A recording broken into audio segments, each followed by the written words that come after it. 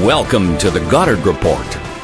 Comments made on the Goddard Report and TalkDigitalNetwork.com are an expression of opinion only. Here is Jim Goddard. My guest is Martin Armstrong of ArmstrongEconomics.com. Welcome to the Goddard Report, Martin. Well, thank you for inviting me. You've expressed a lot of concern about President Obama suggesting that the Internet be regulated like a utility, like it was the power company or the phone company. Is this a good idea? Oh, it's absolutely. It's a code word basically for censor. There's no reason to regulate the Internet whatsoever. It's done very well not being regulated, and it's really what we need is it's the alternative to really the lack of a free press that we have. But I think in part, there's a real generational shift. The younger generation really are not buying the newspapers and the magazines, and they rely more on the Internet. So how are you going to control them? You're losing your grip over the newspapers. They can threaten them and say, okay, fine, I want you to pull this story, do this or do that. Otherwise, we might have to investigate you for tax fraud or something. President Obama says, well, I'm doing this to protect the consumer, to keep the big companies from taking over all the prime bandwidths on the Internet. I'm trying to protect the little guy. Do you buy that at all? Absolutely no way. It's ridiculous, completely ridiculous. It's fiction, just total fiction. And so fine, there can be some company that puts out a bunch of spam, but it's not overwhelming the Internet, and providers will compensate for it, and that's largely what happens. I mean, we're still in the growing phase, and spam is spam, but I think a lot of people have filters on it, so it's taken out. From all the emails I've gotten, I would think I would never have to work or anybody in my entire, family in perpetuity. Since, I've won so many billion-dollar rewards, just respond to this, Of course, they all come from some places just trying to get you to click on it and give them your bank account numbers. But, it's the biggest problem we have with them is that he's asking the FCC to regulate. Now, what do they actually do? They're the ones who give out licenses for TV and radio. So they have no expertise in Internet traffic or anything of that sort. So what is he doing? And he's basically the only, if you come under FCC regulations, it's going to be, well, what have you said? What are you producing? And they're going to have to monitor. And that's content. That's not traffic. FCC's got nothing to do with traffic over the phone lines or anything else. It's got to do with basically regulating TV stations and radio stations. Will there be Internet language police bleeping out words they think are obscene? I think there'll be some of that, but the more deeper concern is what they are afraid of is largely anti-government. And so you have anything, China regulates that, Russia regulates that, and Obama's just following course. And if the majority of the younger generation do not bother to read the newspaper or watch the news, then how are they going to feed them propaganda? And that's really the concern, because government maintains its power largely over controlling the press. And, take the Snowden affair, for example.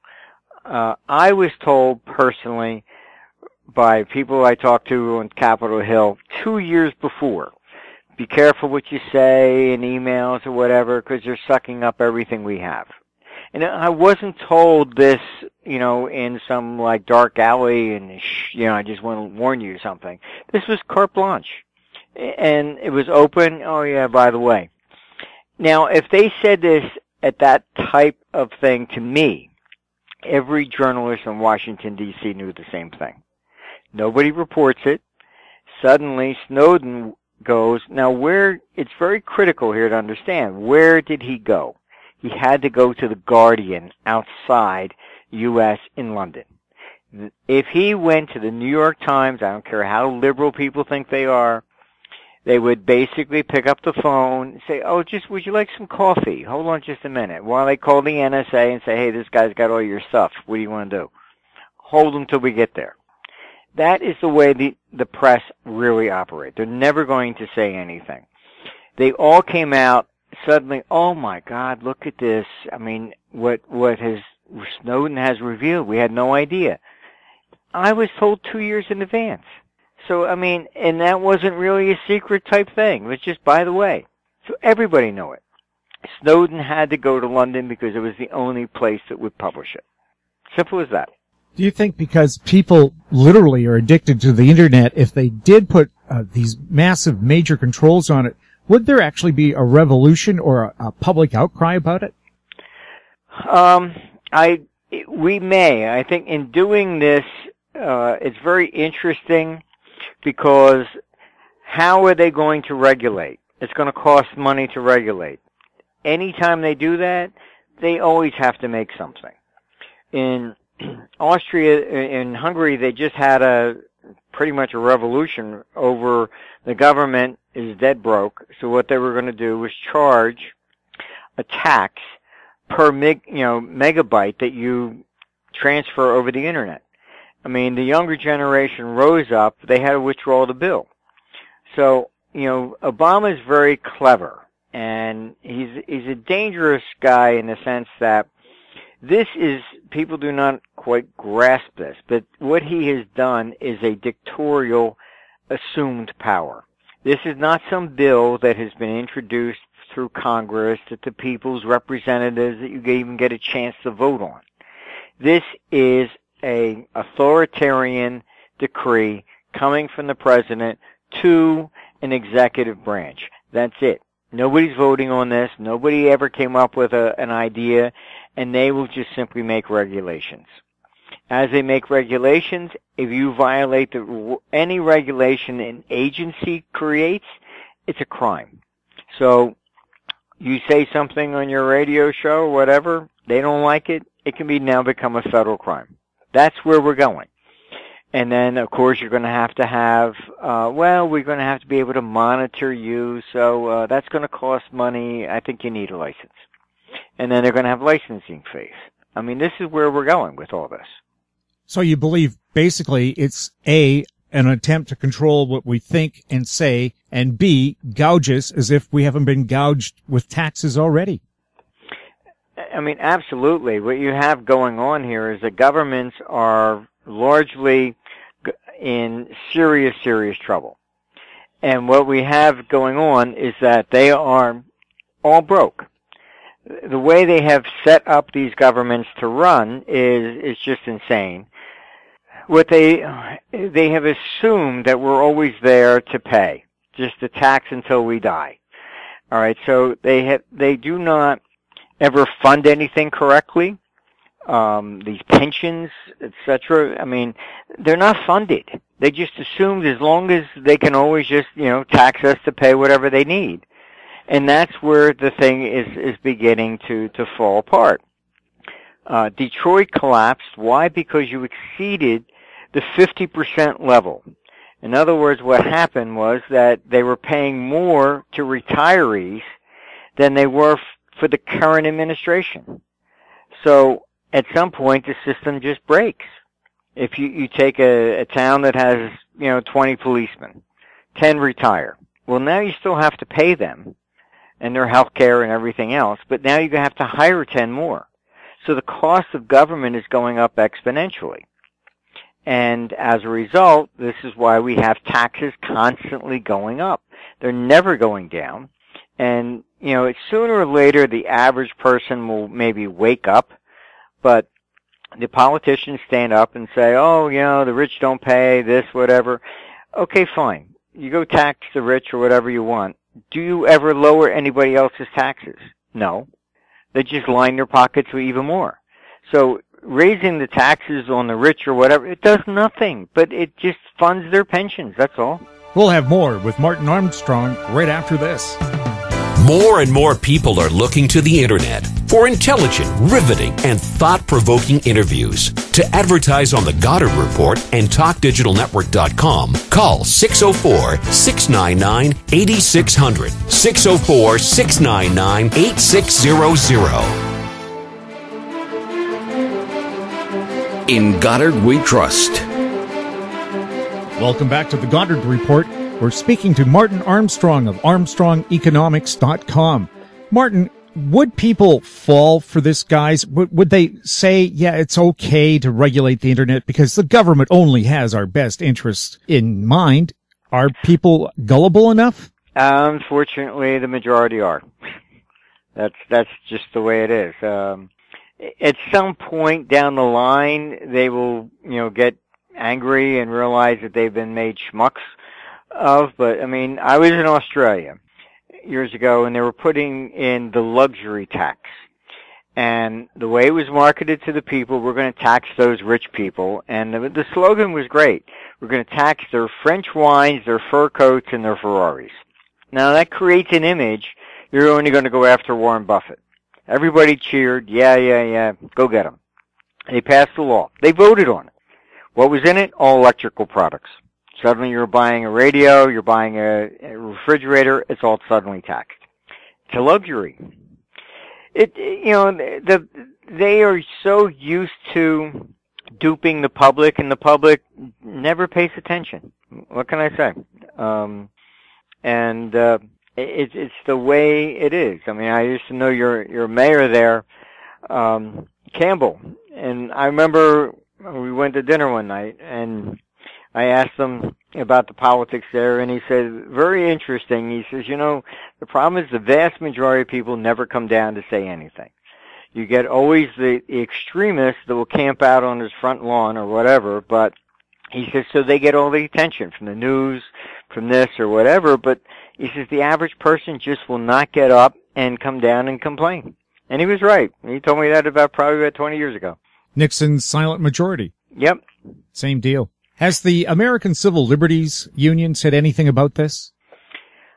In the piece I wrote, I said, hey, come on, get off your butt and start doing something, for real. But I do not know. I haven't really read to see if they're doing anything about it yet. I've been kind of busy because I'm preparing to actually leave for Europe.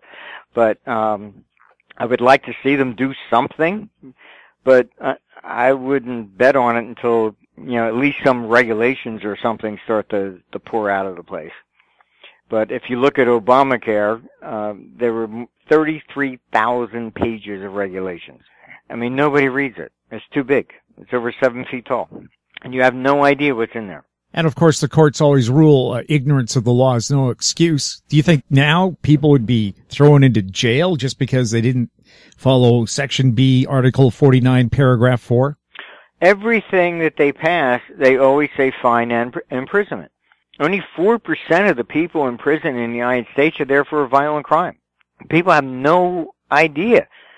I mean, the vast majority of people there are non-violent. You didn't do this, you didn't do that. I mean, it's amazing. And that's why I'm really against career politicians, because I find that they have nothing to do. They get bored. Oh, let's see. I mean, in Utah, they passed a law that's against the law to order a drink before dinner. I mean, I don't even know why you would do that. Did somebody get drunk and they ordered 2 dinners or something? I really don't know.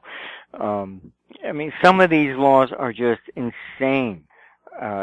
In Switzerland, I mean, one of the funniest ones I came across, if you live in an apartment building, like a high-rise apartment building, a man may not use the bathroom standing up after 10 p.m. He may make too much noise. He must sit down. I mean, who makes up this stuff? People with too much time on their hands, exactly. Obviously. I mean, you just look at it and it's like, oh my God. I mean, it's crazy. So that's unfortunately what we have to deal with. They just make up laws and it's our burden to understand what laws they pass, and nobody actually does. So I put in there that the problem is that we really have no rights. the first march on Washington was Coxley in the 1890s. And actually, that is what the Wizard of Oz was based on. We're off to see the Wizard was Congress. The yellow brick road was the gold standard. And basically the Tin Man was industry, the Scarecrow represented agriculture, the Cowardly Lion represented the politician, who was William Jennings Bryan at the time. And so one of the guys that participated in that is the guy that wrote and published in 1900 The Wizard of Oz. So by 1937, they're making a movie, and it's a kid's story. But his march on Washington was very interesting. They arrested him to break it up. How'd they arrested him? He walked on the grass. So they can always, if they pass enough laws, there's a book out which you can get off of Amazon. It's called 3 Felonies a Day. Everybody commits 3 crimes a day. They don't even know it. But there they can say, oh, I'm not arresting you because of what you're saying or your free right to free speech. I'm arresting you because you went on the grass. It has the same effect of stopping your free speech, but hey, that's the side effect. So this is how they get around that. And you have the right to free speech in assembly. Good luck. You have to get a permit to have you have to have a permit to walk down the street in New York City. Most cities you need a permit. Why do you need a permit to exercise your freedom of assembly and your freedom of speech? They have rules on everything that have negated whatever your constitutional rights are. You really have none. And it's your burden to go to court to prove you even have a right. They just do whatever they want to do. They take the Constitution and they have turned it on its head. It was supposed to be a negative restraint upon government. You shall not do this or that.